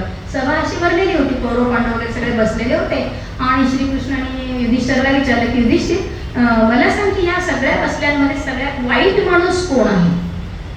युधिष्ठिर म्हणाला बरं सांगतो उठला. त्यांनी सगळी माणसं पाहिली, त्यांनी दुर्योधन पाहिला, दुःशासन पाहिला, शकुनी मामा पाहिले, सगळे पाहिले आणि मग तो श्रीकृष्णाकडे परत आला आणि त्यांनी श्रीकृष्णाला नाही मला याच्यामध्ये एकही माणूस वाईट दिसत नाही. श्रीकृष्ण म्हणाला बरं ठीक आहे हरकत नाही, मी तुला विचारलं. मग त्यांनी दुर्योधनाला विचारलं की दुर्योधन मला सांग या सगळ्या बसल्यांमध्ये सगळ्यात चांगला माणूस कोण आहे, तो मला सांग, याच्यातला चांगला माणूस कोण ते मला तू सांग. गेलं दुर्योधन सगळीकडे गेला, त्यांनी सगळ्यांना पाहिलं वगैरे वगैरे, त्यांनी युधिष्ठिराकडे पाहिलं, त्यांनी सगळ्यांकडे पाहिलं आणि त्यांनी कृष्णाला येऊन सांगितलं की इथे एकही माणूस चांगला नाही, तुम्ही मला चुकीच्या ठिकाणी बघायला सांगितलेलं आहे असं त्यांनी स्पष्टपणे सांगितलं. मुद्दा काय आहे? तुमचा दृष्टिकोन, तुम्ही कुठल्या प्रकारचा चष्मा लावता आणि कुठल्या दृष्टीने पाहता. सभा तीच, माणसं तीच, पण युधिष्ठिराला सगळी माणसं चांगली दिसली, एकही माणूस वाईट सापडला नाही. आणि या उलट गोष्ट दुर्योधनाच्या बाबतीमध्ये झाली, त्याला एकही माणूस चांगला सापडला नाही. म्हणजे आपण जर अशा प्रकारचा दृष्टिकोन जर ठेवला, जर चांगला दृष्टिकोन ठेवला तर आपल्याला त्याच्यापासून जास्त फायदा होतो जो लोकांना होण्यापेक्षा आहे असं मला वाटतं. आणखी एक गोष्ट मला करायची वाटते की भूतकाळाचा विचार करताना कायम आपण करतो की असं झालं होतं, तेव्हा कसं झालं होतं, मला ती असं बोलली होती. भूतकाळ कायम मागे टाकला पाहिजे. या संदर्भामध्ये परत एकदा मला श्रीकृष्णाची एक कथा आठवते की झालं सगळं, गोकुळ वगैरे सगळं आपलं संपलं आणि युद्ध सगळं संपून श्रीकृष्ण जेव्हा द्वारकेला आले आणि जे द्वारकेच्या जागेवर आले आणि विश्वकर्माला सांगितलं की तू द्वारकेची निर्मिती कर. तो म्हणाला ठीक आहे, म्हणे पण फक्त एकच गोष्ट लक्षात ठेव. काय करू? तो म्हणाला जेव्हा तू माझ्या महाल बांधशील आणि माझ्या महालाच्या जी भिंत असेल, गोकुळाच्या दिशेने जी माझी भिंत असेल माझ्या महालाची, त्या दिशेला एकही खिडकी किंवा दरवाजा ठेवू नकोस. विश्वकर्मा म्हणाला हो ठीक आहे, पण त्याला चैन पडे ना, असं कसं काय? गोकुळात लहानसं मोठं झालेलं कृष्ण तो गोकुळाकडे अजिबात एकही खिडकी उघडी ठेवू नको. आणि श्रीकृष्णाला जाऊन परत विचारलं की तुम्ही असं का म्हणताय, तुमचं सगळं बालपण तिकडे गेलं आणि तुम्ही असं का बोलताय, त्याला काय राहू आलं नाही. मग श्रीकृष्णाने सांगितलं की नाही, मला आता पाठीमागे काहीच बघायचं नाहीये काय झालं आहे ते, मला पुढे बघून मला समाजाची प्रगती करायची आणि जगाला पुढे घेऊन जायचंय. मागचं काय झालं तुम्ही बदलू शकत नाहीये, तिथे मी जाऊन काही फायदा नाहीये, त्याचा विचार करून काही फायदा नाहीये. मला काल ते असं वाईट बोलले होते तर मला किती वाईट वाटले, याचा करण्यात काही फायदा नाही. कालचा क्षण आत्ताच, याचा आधीचा क्षण गेला, संपला, तो परत नाही येणार. पुढे काय करायचं याचा विचार मी करू शकतोय, म्हणून तू माझ्या महालाला मात्र अजिबात या प्रकारची कुठली खिडकी किंवा दरवाजा ठेवू नकोस, असं त्यांनी सांगितलं. हा एक विचार डोक्यात आला सकारात्मक. आणखीन एक गोष्ट विचार असा आला की जेवढी शक्य होईल तेवढी आपण कोणालाही मदत केली पाहिजे. आणि या संदर्भामध्ये मला आणखीन एक गोष्ट अशी लक्षात आठवली म्हणून सांगते की अब्राहम लिंकन, अमेरिकेचे राष्ट्राध्यक्ष, ते असे एकदा गाडीने जात होते आणि गाडीने जात असताना त्यांना जाताना एक प्राण्याचं छोटंसं डुकराचं वगैरे पिल्लू चिखलामधनं बाहेर येताना तडफडत जाताना दिसलं. त्यांनी काय केलं, गाडी थांबवली आणि त्या पिल्लाला बाहेर काढलं, हात धुतले आणि गाडीत बसले. ड्रायव्हरला सांगितलं चल गाडी. ड्रायव्हरला प्रश्न पडले, एवढा मोठा माणसाने त्या पिल्लाला काय त्यांनी काढलं. त्यांनी त्याला विचारलं की सर तुम्ही असं का केलं, एवढं मोठं हे असल्यानं कशाला केले, तुम्ही त्याला मदत कशाला केली. तेव्हा अब्राहम लिंकनने त्यांना उत्तर दिलं, मी त्याला नाही मदत केली, मी माझ्या स्वतःला मदत केली. कारण जर मी जे करू शकतो ते मी केलं नाही, त्यामुळे त्याचा जीव गेला. या विचारांनी माझ्या अनेक रात्री मला जाग्याव्या लागल्या असत्या, त्यापेक्षा मी जे शक्य आहे ते करू शकलो, त्यामुळे मी शांतपणे झोपू शकेल. ही मला केलेली मदत आहे. त्यामुळे आपण जेव्हा दुसऱ्याला मदत करण्याचा विचार करतो तेव्हा आपण खऱ्या अर्थाने दुसऱ्याला करत नसतो, ती मदत आपण स्वतःला करत असतो. आपण घेण्यापेक्षा जेव्हा देतो तेव्हा मिळणारा आनंद हा खूप जास्त असतो. मग तो 1 रुपया असो नाही तर 5 पैसे असो, त्या वस्तूला किंमत नसते, त्याच्या मूल्य इतकं अमूल्य असते की त्याची ती पैशात किंवा कुठल्या मटेरियल गोष्टीमध्ये त्याची व्हॅल्यू होत नाही, असं मला वाटतं. आणखीन एक गोष्ट की स्पर्धा, आपण स्पर्धा करतो की आपण नेहमी मला तिला असेल तर मला असेल वगैरे, अशा स्पर्धा आपल्याकडे चालतात. इथे सुद्धा एक गोष्ट माझ्या अशी लक्षात आली, सांगावीशी वाटते की दोघी मैत्रिणी असतात, खूप सख्य मैत्रिणी, खूप चांगल्या असतात. त्या प्रत्येक गोष्ट एकमेकीला सांगत असतात, शेअर करत असतात, आनंदाने राहत असतात. एक दिवस काय होतं, गरमीचे दिवस सुरू होतात. त्याची पहिली मैत्रीण आहे तर ती संध्याकाळी नवऱ्याला म्हणते फार गरम होते, काय करायचं, फॅननी काही होत नाही, आपण कूलर बघूयात का मिळालं तर. तो म्हणतो ठीक आहे, आपण प्रयत्न करू, आपल्या पगारामध्ये बसतं का, आपण कसं बसेल ते हप्त्यावर वगैरे घेऊया आणि आपण पाहू. ती खूप खुश होते, चला आता आपल्याला कूलर येणार नाही, आपण रात्रभर आनंदामध्ये छान थंडगार हवेमध्ये झोपणार. ती खूप खुश असते. दुसऱ्या दिवशी सकाळ होते, ती खूप खुश असते, नवरा कामाला जातो. तिला असं वाटतं आपण या मैत्रिणीला कधी सांगावं, ती विचारच करत असे जायचं. इतक्यात तिला तिच्याकडे खोकं येताना दिसतं. खोकं आल्यानंतर ती म्हणते की कशात आले, ती पण बोलवते तिला. मग तिच्याकडे जाते आणि मग तिथं बघते. तिथे गेल्यानंतर त्या खोक्यातनं तो इन्स्टॉल करणारा AC काढतो, तो AC लावतो वगैरे वगैरे सगळं. तर तिथे गेल्यानंतर ही म्हणते अच्छा हा AC आहे का, इतका थंड हवा येणार आहे का, बरं मग हा केवढ्याला घेतला, हा कुठल्या कंपनीचा आहे आणि मग त्याचे फायदे काय आणि तो कुठे मिळू शकतो, मग तो हप्त्यावर मिळू शकतो वगैरे वगैरे सगळी चौकशी तिने केली आणि ती घरी आली. तिचं अभिनंदन केलं नाही, तो चांगला आहे का विचारलं नाही. झालं, संध्याकाळ झाली, नवरा घरी आला आणि त्याने सांगितलं की आपल्याला याच कंपनीचा इतक्या रुपयावाला हाच AC घ्यायचा, म्हणून त्याच्या मागे व्यक्त करायला लागली. तो म्हणाला का बरं, तर ती म्हणाली की नाही मी कारण सांगत नाही, मला तो पाहिजे आहे, बाकी काही नाही. नवरा म्हणाला ते आपल्याला शक्य नाही कारण ते आपल्या बजेटमध्ये बसणार नाही. तू काल सकाळपर्यंत तू कूलरसाठी खुश होती, आपण कूलरसाठी प्रयत्न करतोय ना, मग तू कशासाठी हे करते. ती म्हणाली नाही. तो नवरा म्हणाला नाही ते शक्य नाही, दुसऱ्या दिवशी तो कामाला. दिवसभर पुढचे अनेक दिवस ती दुःखी होती की मला आता AC मिळणार नाही. पण म्हणजे मला मिळणारी थंड हवेपेक्षा त्या ACला तिच्याकडे असणारं महत्त्व दिल्यामुळे, ती ईर्ष्या निर्माण झाल्यामुळे तो मिळणारा आनंद तो कम्प्लिटली तिने गमावला आणि दुःख विकत घेतलं केवळ ईर्ष्येसाठी. म्हणून कुणाशीच खरंच स्पर्धा करू नये. या बाबतीमध्ये अजून एक छोटीशी गोष्ट सांगते की ती अशी की एक खडूकळा माणूस असतो, अगदी बारीक म्हणजे छोटा असतो आणि कुस्तीची स्पर्धा चाललेली असते आणि त्या कुस्तीच्या स्पर्धेमध्ये सगळे मल्ल एकदम दष्टपुष्ट मल्ल असतात आणि ते त्यांची चालू असते. तो ते बघत असतो. तो म्हणतो मला कुस्तीत कोणीच हरवू शकणार नाही. लोक हसतात, अरे तुला धक्का दिला तर तू पडशील, तुला काय झालं ना हरवायला.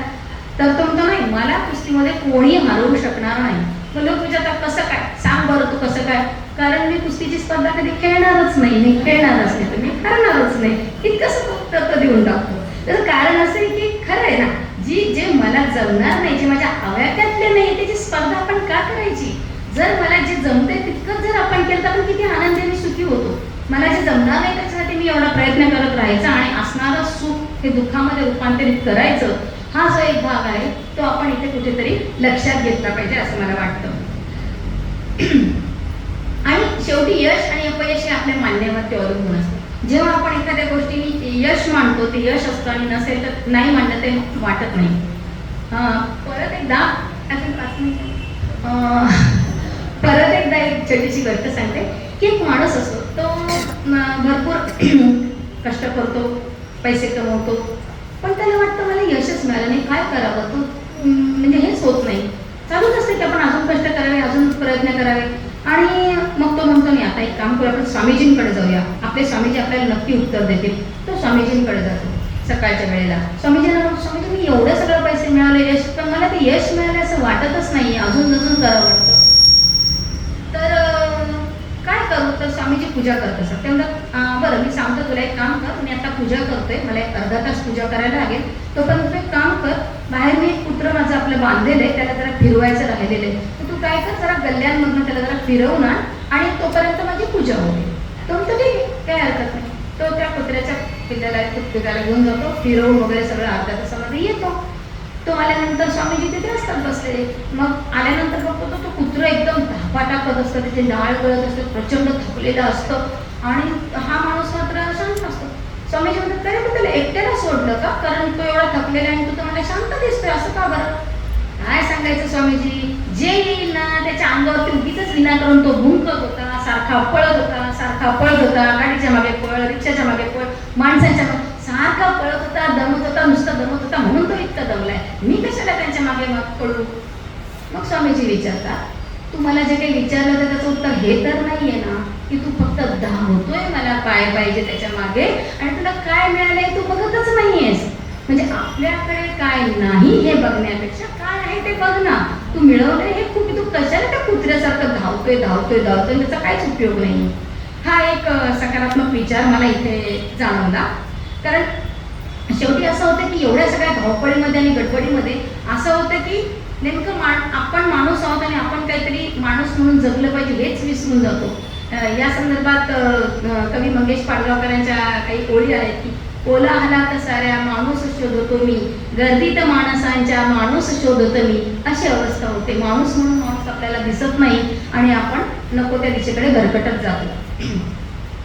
मला असं वाटतं आणखीन एक की जे आपलं आंतरिक असतं ना, की कुठली आपण आंतरिक व्यक्तिमत्व किंवा मन असं म्हणतो, त्या बाबतीमध्ये आपलं कसं असलं पाहिजे, ते थोडंसं दुसऱ्याचा विचार करणारं असलं पाहिजे किंवा दुसऱ्याला ऐकून घेण्याचं असलं पाहिजे. म्हणजे असं म्हणतात की बोलणं आणि ऐकण्याचा जो रेशो आहे ना, तर आपण साधारणतः 30% बोलावं आणि 70% ऐकून घ्यावं. या संदर्भामध्ये एक थोडाशी गोष्ट परत सांगते की 2 मित्र असतात आणि म्हणजे बरेचसे मित्र असतात आणि ते सगळे असं ठरवतात की चला आपण ट्रिपला जाऊयात सगळे उद्याच्या दिवशी. आणि मग ते सगळे ठरवतात की आपण हे जाऊ ते करू सगळं होतं. आणि मग दुसऱ्या दिवशी काय होतं, सकाळी त्यातला एक मित्र जातच नाही आणि संध्याकाळी तो येता तो मित्र, अरे काय तू आला नाहीस, असं आम्ही मजा केली. तर तो म्हणतो अरे नाही माझ्या बहिणीचा ना ॲक्सिडेंट झाला, त्यामुळे मला तिला हॉस्पिटलमध्ये न्यावं लागलं. तो म्हणतो काय तू आला नाही, आम्ही किती मजा केली, आम्ही हे खाल्लं ते खाल्लं, आम्ही स्विमिंग केलं. तो त्याची 5 मिनिटं त्याचं आम्ही काय वर्णन करत बसतो. मग याला वाटतं की आपण म्हणजे आपण कुठल्या समस्येमध्ये आहो आणि हा आपल्याशी काय बोलतोय. त्यावेळेला आपला त्याचा विचार काय होता, अरे हो का, आमची गंमत जाऊ दे, काय झालं, ती कशी आहे, कुठे पडली, तिची तब्येत कशी, तुला काही मदत पाहिजे का, मी येऊ का भेटायला, हे प्रश्न सोडून आम्ही काय केलं हे सांगतो. त्यावेळेला आपल्या मनाची कमकुवत वृत्ती दिसते, सारखीपणा दिसतो आणि तो आपण कुठेतरी कमी केला पाहिजे. दुसऱ्याचं ऐकून घ्यायला शिकलं पाहिजे. म्हणजे आपोआपच आपल्याला नक्की हे लक्षात येईल की आपण ऐकून घेतल्यानंतर आपण कुठे आणि आपण त्याला काय सांगितलं पाहिजे, हा विचार असला पाहिजे. अजून एक विचार सांगताना मला असं वाटतं की आपल्या सगळ्यांना माहिती आहे की लिंबू मिरचीचं लोणचं आपल्याला सगळ्यांना आवडतं, आपण सगळ्यांनी घातलेले असेल, खाल्लेलं तर सगळ्यांनीच असेल. ते मिरचीमध्ये आपण तिखट नाही टाकत, मिरचीमध्ये टाकताना आपण लिंबू किंवा लिंबाचा रस टाकतो. कशासाठी टाकतो? मिरचीचा तिखटपणा कमी करण्यासाठी आपण त्याच्यामध्ये लिंबू टाकतो, बरोबर आहे. मग हे काय करायचं ना, आपली भूमिका कायम त्या लिंबासारखी असली पाहिजे. जर हे समोरच्याचा तिखटपणा वाढत असेल आणि समोरच्याला जर समोरचा चिडलेला असेल, समोरच्याला जर खूप राग आलेला असेल आणि तो संतापलेला असेल किंवा तो काहीतरी आपल्याशी बोलत असेल, त्यावेळेला आपण मिरची नाही व्हायचं, आपण त्याला लिंबाची भूमिका करायची. ठीक आहे, तो चिडलाय, थोड्या वेळानंतर आपण बघू त्याचा तिखटपणा कमी कसा होईल याचा विचार आपण केला पाहिजे असं मला वाटतं. त्यामुळे जेव्हा आंतरिक व्यक्तिमत्व फुलवताना आपण लिंबू मिरचीचा विचार करून लिंबासारखं राहिलं पाहिजे असं एक मला वाटतं. आणि एक 2-4 गोष्टी फक्त सांगते की आनंदाने जर आपल्याला जगायचं असेल तर खरं म्हणजे खूप सोपं आहे. ह्या सगळ्या सकारात्मक गोष्टी मी तुम्हाला सांगितल्या की, आणि त्यात आणखीन एक गोष्ट असते की जी आपण सहसा करत नाही ती थोडी केली पाहिजे, ते आपण नाही म्हणायला शिकलं पाहिजे. जिथे आपल्याला त्रास होणार आहे तिथे ठामपणे नाही, मला हे नाही जमणार, हे आता आपण शिकलं पाहिजे असं मला वाटतं. अर्थातच आपण दुसऱ्यांना थोडासा आदर दिला की तो आपल्याला मिळतो. आपल्या अंतर्मनाची साथ आपण ऐकली पाहिजे की नाही, आज मला हे करावं वाटतं तर मी करते, आज मला हे पुस्तक वाचावं वाटतं तर मी वाचते, मला हे गाणं ऐकावं वाटतं तर मी ऐकते. ही साथ कुठेतरी ऐकली पाहिजे. तसेच फिजिकल बाबतीत, नाही माझं आज हे दुखतंय, मी जबरदस्तीने हे करणार नाही, मला कुठेतरी आराम केला पाहिजे, ही गोष्ट आपल्याला लक्षात आली पाहिजे. जसं आपण लोकांशी मनमोकळेपणाने बोललं पाहिजे तसंच लोकांना क्षमा करायला आपण शिकलं पाहिजे. जर कोणाची थोडी चूक झालेली असेल तर ते सोडून दिलं तर ते जास्त योग्य असतं असं मला वाटतं. जसं मग असे मी आर्थिक बाबतीतला प्रश्न मांडला की खर्च करण्याची सवय आपल्याला हळूहळू लागत असेल, तसं आर्थिक नियोजन करण्याची सवय आपण लावली पाहिजे. आपल्याला लागते, पण आपल्याबरोबर आपल्या येणाऱ्या मुलांना, नातवांना यांना सुद्धा आपण ती लावली पाहिजे. ती 5 रुपयाची असो, 10 रुपयाची असो, प्रश्न पैसे नाही, ते नियोजन करणं. मी तुला 10 रुपये दिलेले, तू काय काय आणशील, एवढ्याचं आहे, तेवढ्याचं तेवढ्याचं तेवढ्याचं. हे छोटं नियोजन त्याला पुढे मोठ्याने नियोजन करण्यासाठी खूप उपयुक्त असतं, कारण ते छोटंसं बी पेरलं पुढे त्याचा वृक्ष होणारच असतो हे आपल्याला माहिती आहे. आणि सगळ्यात महत्त्वाची गोष्ट जी मला नक्की माहिती आहे की तुम्ही कोणीच केलेली नाही आणि तुम्ही सगळ्यांनी करावी असं मला वाटतं, खात्रीने. म्हणजे मी एवढं खात्रीदायक का सांगते, कारण तुम्ही सगळ्यांनी तुमच्या सासूची, सासरीची, आईची, वडिलांची, मुलांची, सगळ्यांची काळजी घेतली आहे, पण तुम्ही स्वतःची कधीही कुणीही काळजी घेतलेली नाही. मला सांगा, तुमच्यापैकी असं कोण आहे की मी फक्त माझी स्वतःची एकटीची काळजी घेऊन जाईल? आत्ता येतात, आधीपासून घेतलीये काळजी. मग यामुळे काय निर्माण झालं, या आपण सगळ्यांची काळजी घेता घेता अनेक प्रकारचे रोग, अनेक प्रकारचे प्रॉब्लेम्स आपल्यामध्ये निर्माण झाले. याचाच अर्थ आपण आपल्याकडे लक्ष दिलं नाही. उरलं मी खातो, राहिलं खातो, नाही जेवलं तर चालतं, मला जमेल तसं करू, माझ्या खाण्याच्या वेळा काही पण, माझ्या पिण्याच्या वेळा नाही लक्ष दिलं गेलं. ही गोष्ट आता आपण केली पाहिजे असं मला तुम्हाला सांगायचंय की याच्यानंतर कटाक्षाने तुम्ही सगळ्यांनी आरोग्याची काळजी घेतलीच पाहिजे आणि त्याच्यासाठी थोडा जमेल तेवढा व्यायाम करा, जमेल तेवढी योगा करा. मी आता सांगितल्याप्रमाणे मी जर योग शिक्षिका आहे आणि तुम्ही जर सगळेजण तयार असेल आणि जर आपल्याला मिळत असेल सकाळी 6 ते 7 हा वेळ माझ्याकडे आहे किंवा संध्याकाळी 6 ते 7 असेल, कुठल्याही वेळेला मी आनंदाने फ्री ऑफ कॉस्ट कुठलेही पैसे घेणार नाही आणि मी योगाचे क्लास घ्यायला तयार आहे. तुम्ही जर येत असाल मी आनंदाने कधी किती वर्षांनी कुणालाही घेऊन आला तरी चालणार आहे, कारण आरोग्याची काळजी घेणं हे आपलं अत्यंत महत्त्वाचं कर्तव्य आहे असं मला वाटतं. म्हणून मी तुम्हाला सांगते हे करा. आणि आजच्या महत्त्वाच्या प्रेमाचा दिवस जर जगाचा आहे, आपली संस्कृती जगातलं सगळं चांगलं घेण्याची आहे, त्यातनं मी तुम्हाला सांगते की प्रेमाचा 14 तारीख जरी व्हॅलेंटाईन दिवस असला तरी या प्रेमाचा अर्थ आपण असा घेऊया की आपण सगळेजण स्वतःवर प्रेम करूया. आधी आपण स्वतःवर जर प्रेम करायला लागलो ना की आपोआपच आपण दुसऱ्यावरती प्रेम करायला लागतो. म्हणजे स्वतःवर प्रेम केले की तुम्ही स्वतःची काळजी घ्या, व्यायाम करा, स्वतःला वेळ द्या. त्यामुळे आजच्या व्हॅलेंटाईन डेला मी तुम्हाला हॅपी व्हॅलेंटाईन डे त्याच्यासाठी म्हणते की तुम्ही सगळेजण स्वतःवरती प्रेम करायला लागा. शेवटी आत्ताच्या ज्या या सगळ्या तासाभराच्या मुद्द्यांवरून मी एवढाच निष्कर्ष काढेल की आज माहितीचे सगळे दरवाजे खुले झालेले आहेत, प्रगतीचे सगळे दरवाजे खुले झालेले आहेत. स्त्रीने त्याचा योग्य तो फायदा घेतलाच पाहिजे, स्त्रिया घेत पण आहेत. पण स्त्री मुक्ती म्हणजे पुरुषांची बरोबरी नव्हे तर कुठेतरी विन विन सिच्युएशन असली पाहिजे. विन विन सिच्युएशन म्हणजे काय, तर शाळेमध्ये जे छोटे मुलं असतात अगदी बालवाडीचे, त्यांना आपण काय करतो की 10 मुलं असतील समजा, तर पहिल्या नंबरला आपण बक्षीस देतो, 10व्या नंबरला पण काहीतरी देतो उत्तेजनार्थ, सगळ्या मुलांना बक्षीस देतो. त्या मुलांना त्याची किंमत नसते, दोघांनाही सारखीच असते की मला बक्षीस मिळालं म्हणजे हरलेलाही जिंकलेला आणि जिंकलेलाही जिंकलेला, असं त्याला विन विन सिच्युएशन म्हणतात. मग अशा या विन विन सिच्युएशन असली पाहिजे. स्त्री आणि पुरुष दोघांनी इक्वली बरोबर असलं पाहिजे असं मला वाटतं. आणि तरच आपल्याला स्त्रियांची बलस्थानं आणि पुरुषांची बलस्थानं दोघांनी एकत्र करून समानता न म्हणता जर सहचाराने राहिलो तरच आपला समाज पुढे जाणार आहे. कुटुंब आणि पर्यायी समाज आणि देश आणि जग म्हणजेच आपली वसुधैव कुटुंबकम ही जी संकल्पना आहे की संपूर्ण जग हे आपलं कुटुंब आहे, हे आपल्याला साकारता येईल असं मला वाटतं. एवढं बोलून मी माझं इथले व्याख्यान संपवते. आणि बोलत असताना जर कोणाला काही दुखावलं गेलं असेल किंवा बोलताना काही चूक झाली असेल तर प्लीज मोठ्या मनाने मला माफ करा, काही झालेलं असेल तर. आणि खास प्रतिभाताईंनी मला इथे बोलायची संधी दिली आणि स्वरूपिणीच्या ताईंनी मला संधी दिली, त्याबद्दल मी त्यांचा आभार मानते. आणि एवढ्या वेळ आपण सगळ्यांनी माझं बोलणं आणि थोडंफार ऐकून घेतली त्याबद्दल मी आपल्या सगळ्यांचे आभार मानते. धन्यवाद.